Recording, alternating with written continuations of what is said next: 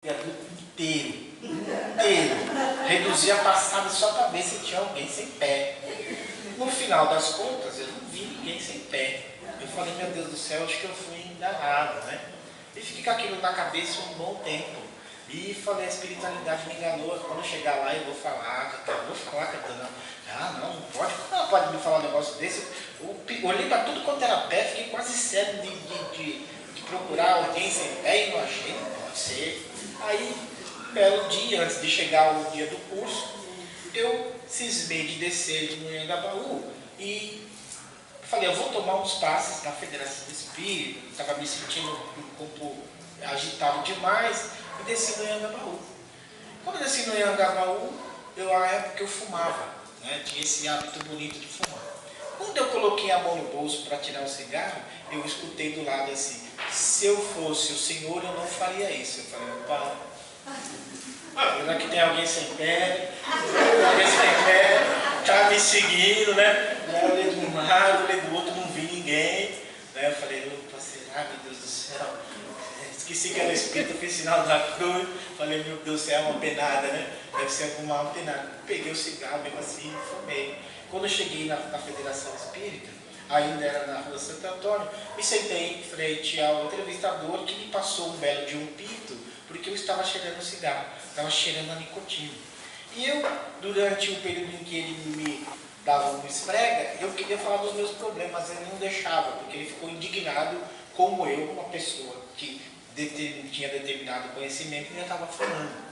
E eu fiquei lá por volta de umas 30, 40 minutos só ouvindo em relação às energias. Eu falei, tá bom. Quando eu saí de lá, eu saí com a orelha desse tamanho, cabeça cheia, reclamando da vida. Quando eu coloquei o pé do lado de fora, eu não falei para você. Aí eu olhei de novo, né? Aí eu aprendi que você vai registrar os espíritos de acordo com as faculdades que você tem.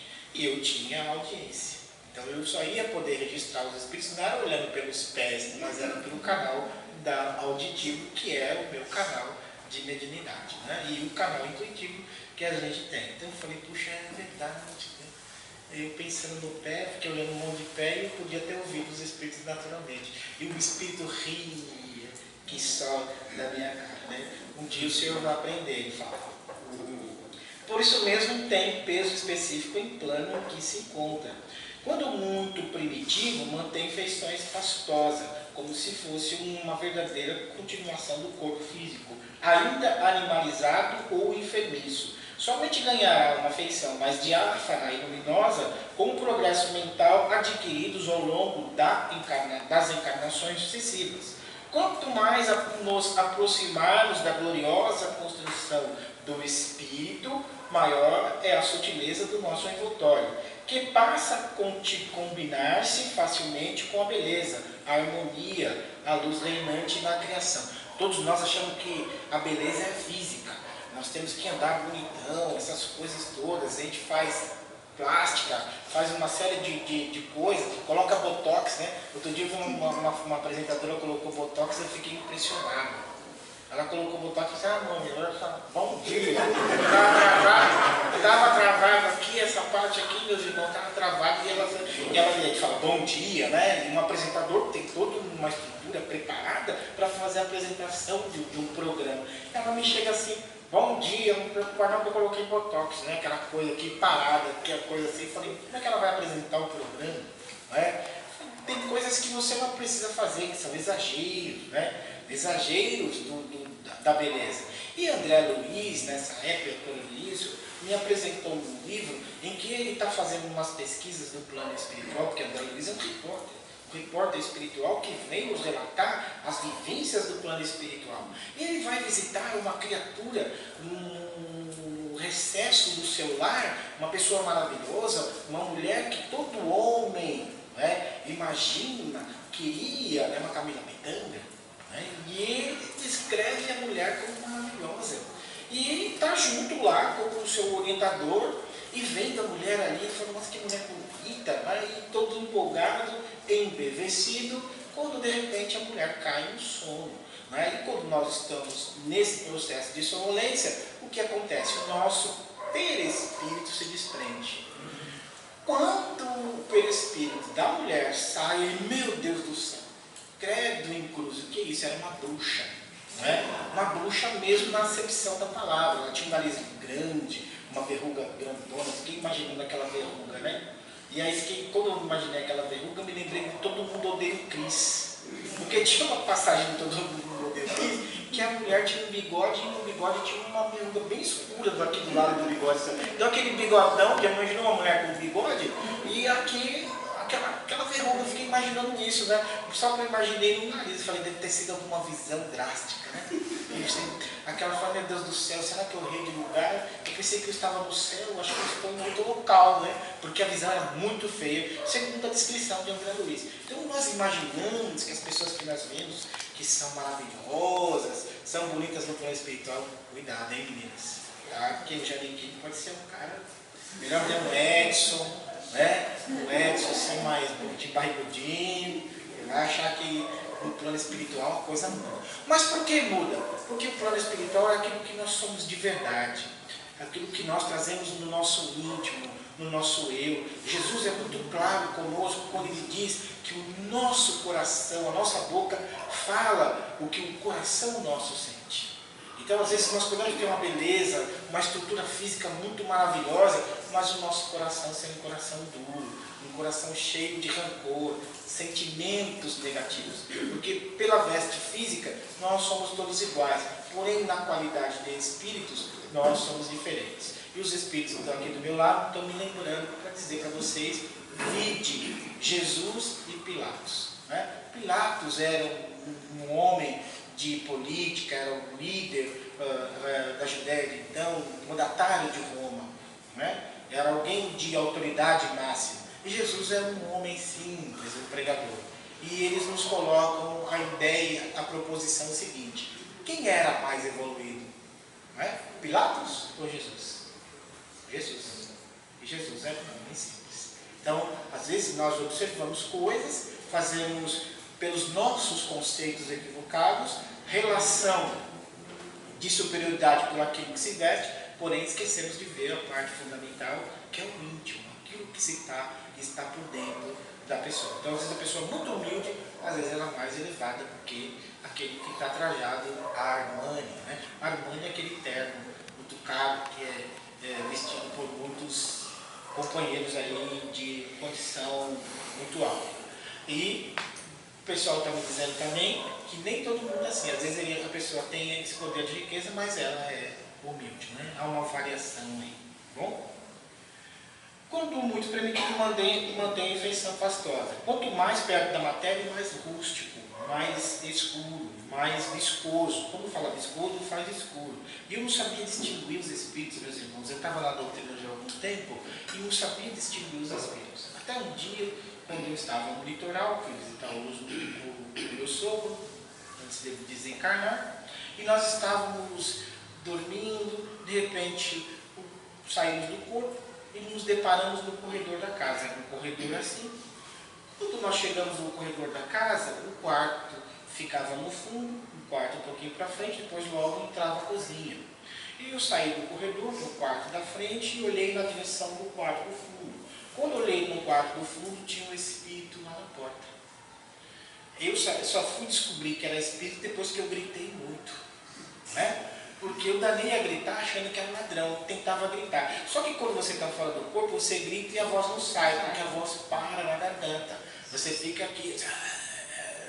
Eu falei, meu Deus do céu, ladrão, ladrão, ladrão. E aí quando eu me deparo, minha mulher está me cutucando, acorda, o que está tendo um pesadelo aí? Eu pensei que eu tinha morrido, o homem estava até rezando já com a vela na sua mão. E você com esse negócio aí, o que você está gritando aí?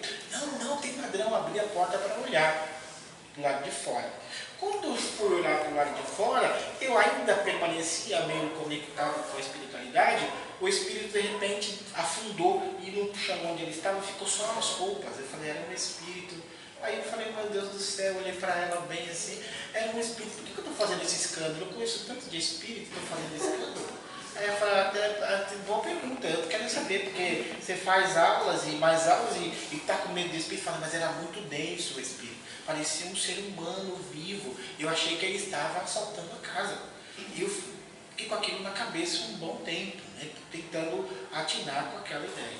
Até que eu fui assistir uma palestra, nossa casa espírita aqui, na Casa do Cristo, e eu, acompanhando um amigo que é palestrante, vendo lá fazendo as palestras, quando de repente me abre o campo também de percepção, e eu vejo o Espírito, que é o seu mentor, acompanhando ele na palestra. Ele andava, o Espírito ia com ele onde ele ia. E inspirando ele naturalmente. Só que esse espírito era diáfano, ele era de uma fala muito mais translúcida, e você via como se as estruturas dele naturais, mas de uma fala muito mais transparente daquele que eu via antes. Aí então eu pude aprender que dentro do plano espírito há densidades que nos impressionam cada vez mais. Então, quanto mais próximo da matéria, igual esse que eu vi na casa do meu sogro, mais impressões nos dão, porque nós vemos e sentimos como se fosse alguém, um malfeitor ou alguém desconhecido que está ali. Tanto que nós tomamos atitudes de proteção. Quando nós percebemos os espíritos que estão em esferas um pouco mais elevadas, que nem este que estava influenciando esse companheiro na casa espírita, ele está num padrão vibratório um pouco mais evoluído. Então nós percebemos a sua silhueta. Pode falar. Quando o espírito é bem diáfano, a gente vê mais como se fosse um perfil, não é isso? Pode ser que você veja assim, como eu vejo. Deixa eu melhorar isso. Todo mundo assistiu aquele filme O Predador? Chegaram a ver? Não tem uma hora que o predador aparece no plano quase que translúcido, mas você vê ele inteirinho? É daquela forma. Que você tivesse em padrões vibratórios, toda a estrutura normal, só que um padrão um pouco diferente. Ali ele já se densificou um pouco mais, mas por pouco tempo depois ele logo desaparece. Foi muito interessante isso, porque eu aprendi a distinguir esses processos. Então, o campo perispiritual, em que o espírito pode aparecer um pouco mais denso ou um pouco menos denso. Isso impressiona todo o nosso ser.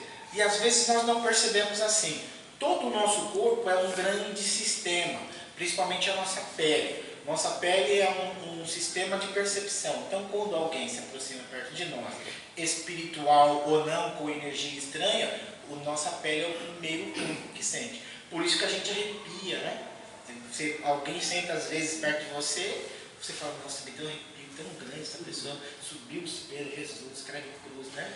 Você olha assim e fala assim, isso aí está zicado. Se pudesse falar, vai tomar um banho comigo, ninguém pode, meu filho. Para ver se tira essa zica aí, né? Você está pesado, né?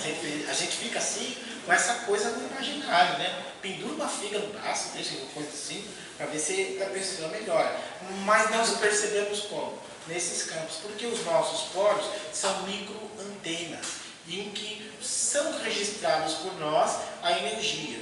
Depois que nossa pele sente, a energia vai percorrer e vai para os nossos pontos onde nós somos perceptivos, ou seja, a nossa mente, nós vamos saber o que a pessoa está fazendo. Às vezes a gente sente problemas nas pessoas, só da pessoa sentar do nosso lado. A pessoa senta do nosso lado e fala assim, a pessoa não está bem. E às vezes a gente fica até assim agoniado de vontade de conversar com a pessoa.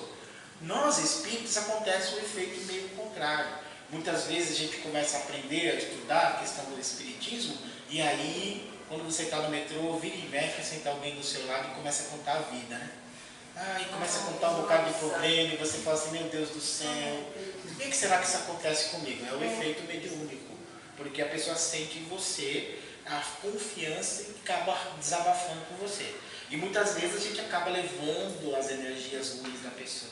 Às vezes a gente fala, nossa, essa pessoa me esgotou, não é? Ela me sugou a energia. Por quê? O nosso campo mediúnico é para isso. Nós aliviamos mesmo a dor do outro.